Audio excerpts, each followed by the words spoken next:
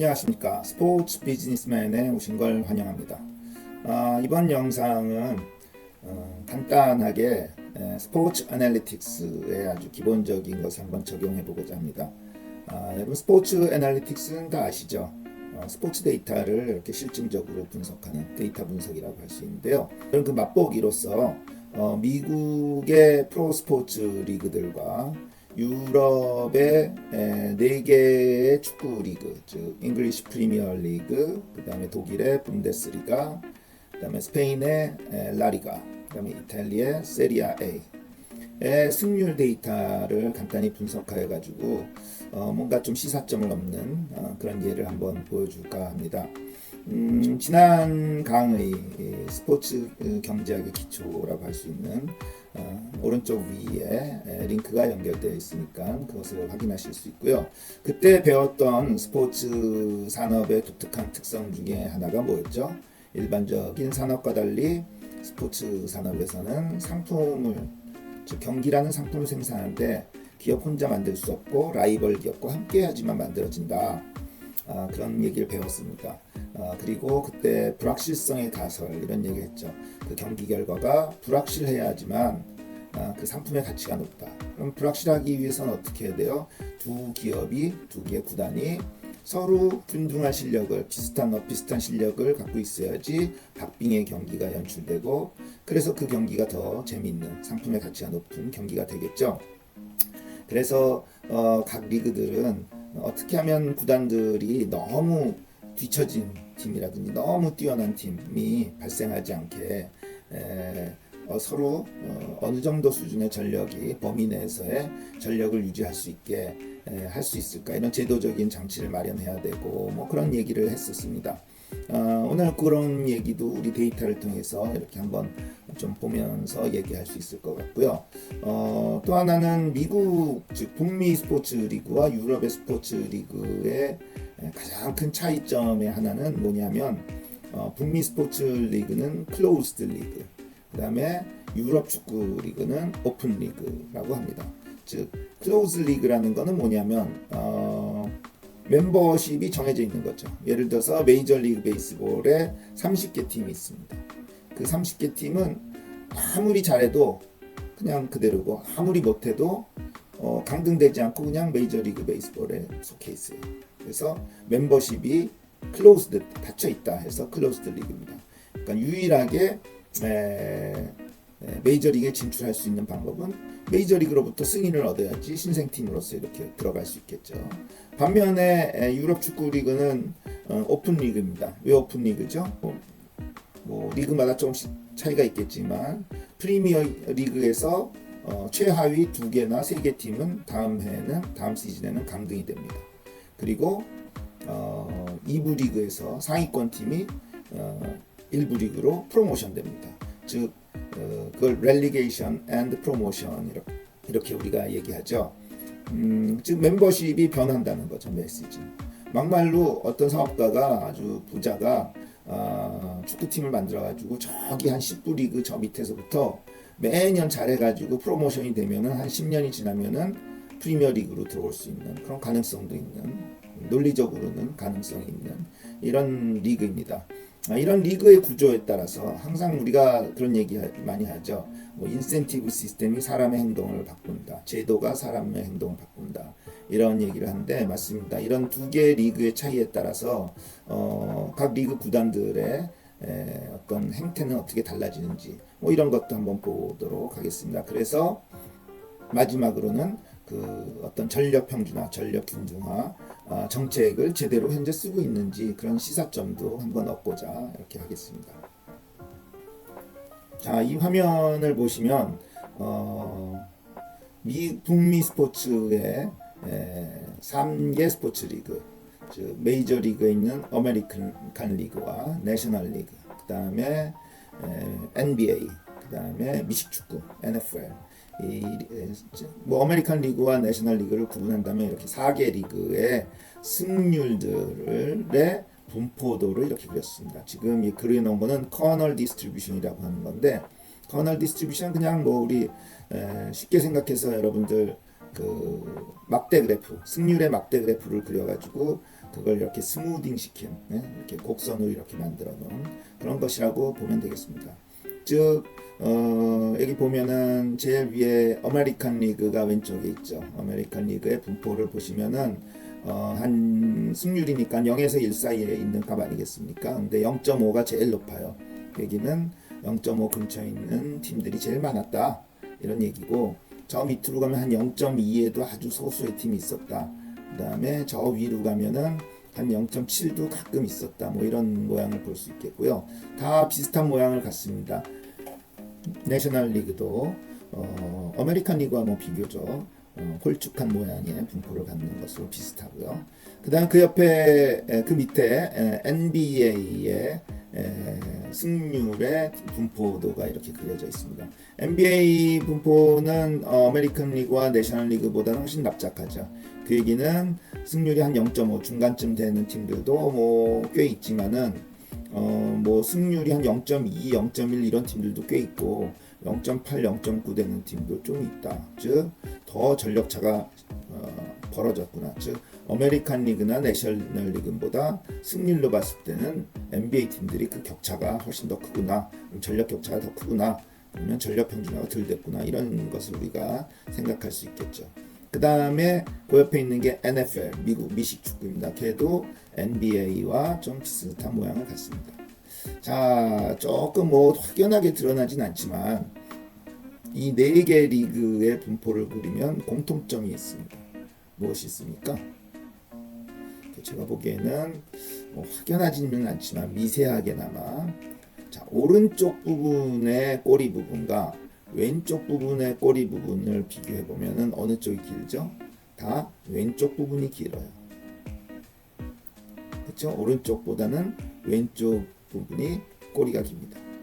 그 얘기는 뭐냐면은 승률이 0.5가 중간이니까 그게 평균 아니겠어요? 근데 아주 평균보다 아주 잘하는 팀보다는 이 아주 못하는 팀이 많다는 거죠. 승률이 꼬리가 굉장히 길다, 왼쪽이 길다는 건 승률이 낮은 팀이잖아요.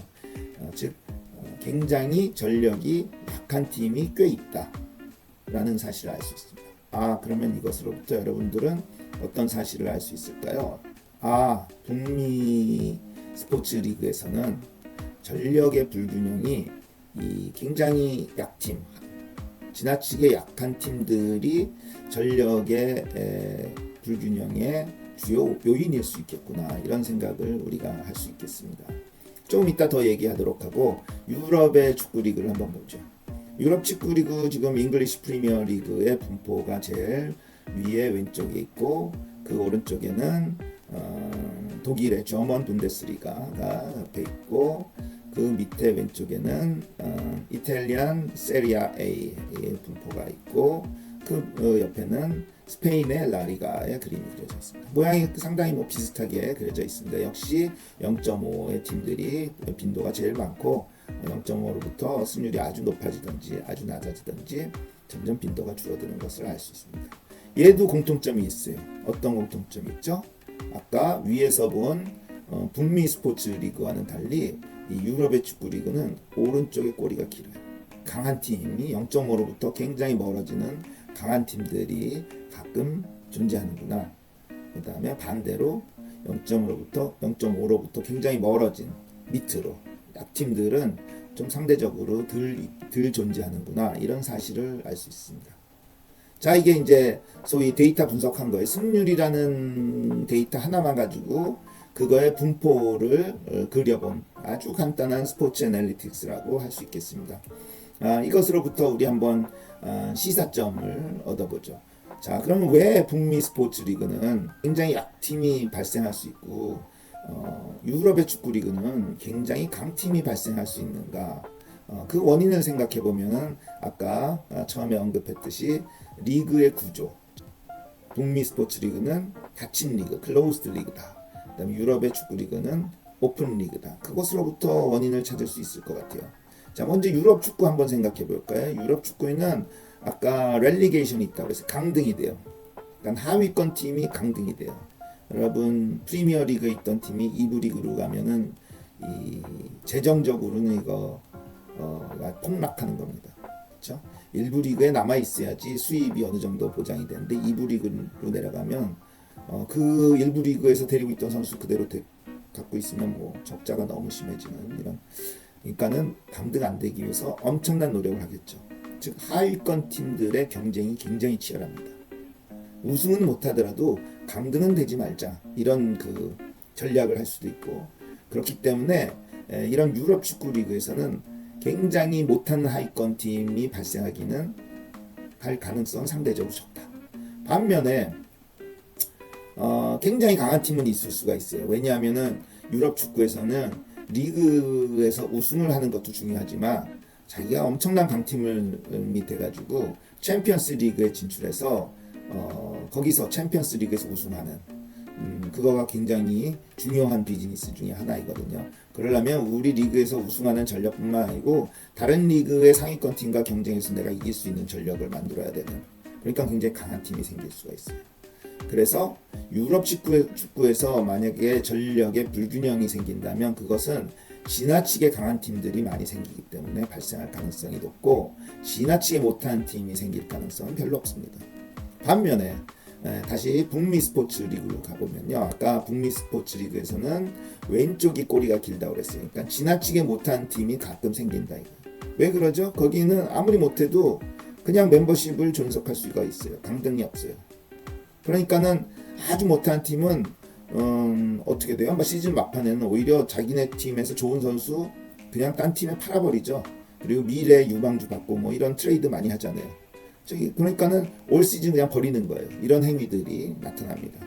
반면에 상위권 팀은 거의 그냥 자기 메이저리그에서 우승하면 그게 최고 아닙니까?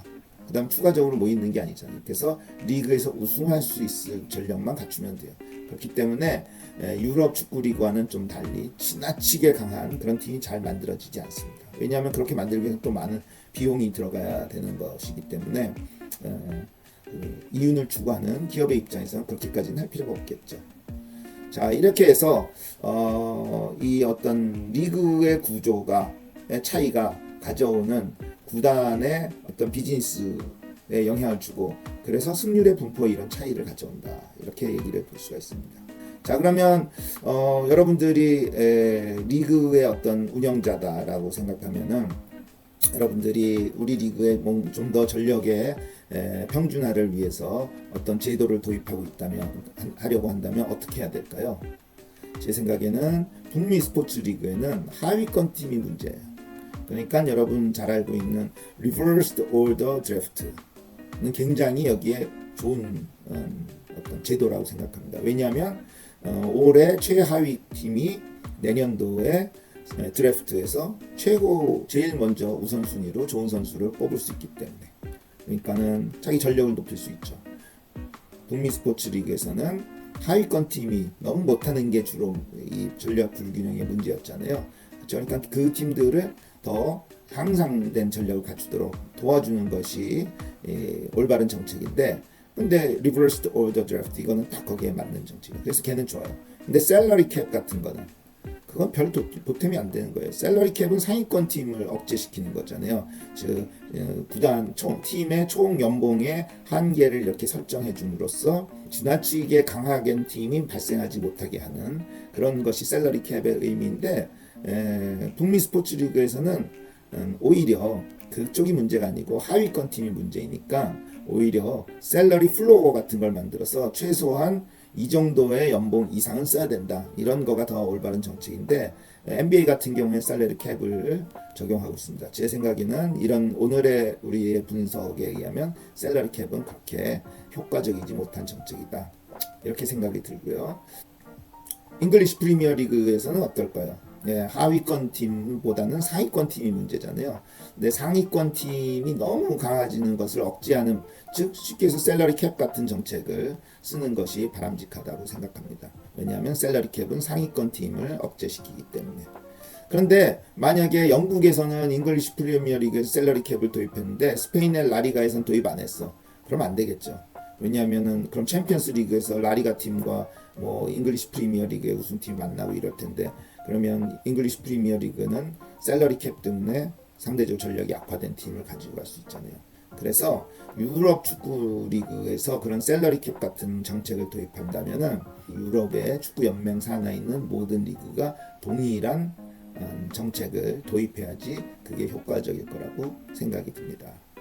자, 그러면 우리나라를 한번 생각해 볼까요? 우리나라도 KBO 야구 리그는 미국과 마찬가지로 클로즈드 리그입니다. 그다음에 K리그 축구는 유럽 축구와 마찬가지로 오픈 리그입니다. 우리도 2부 리그가 있으니까. 그다음에 뭐 우리 배구 리그도 있고 그다음에 KBL 농구 리그도 있죠. 걔네들은 미국처럼 클로즈드 리그입니다. 그러면 KBO나 배구 리그나 그다음에 KBL의 승률의 분포를 제가 아까 보여준 것처럼 여러분들도 한번 데이터 해가지고 그려보면 진짜 걔네들도 클로즈드 리그니까 왼쪽 꼬리가 긴 분포를 갖는지 아닌지 여러분 한번 확인해 보실 수 있고 관심 있는 분들은 최근에 만약 그렇다면은 최근에 KBO에서 2023년도부터인가요? 셀러리 캡을 도입하기 시작했는데 그 상위권을 제약하는 그 제도는 별로 효과적이지 않다고 그랬잖아요. 클로즈드 리그 하위권을 어떻게 더 키우느냐 이게 더 중요하겠지. 그래서 셀러리 캡은 도입한다면은 하는 거는 그렇게 효과적이지 못할 수 있다라는 것을 우리가 좀 짐작을 할 수 있겠죠. 물론 당연히 이제 그 분포도 KBO도 메이저리그 분포와 비슷한 모양을 갖는다면이라는 전제 하에서 말씀을 드린 것입니다. 이렇게 오늘은 간단하게 다음 강의 영상을 올리기 전에 이렇게 막간에 스포츠 애널리틱스를 간단히 적용하고 그거로부터 우리가 어떤 시사점을 얻을 수 있나 이런 생각을 한번 해보았습니다. 감사합니다.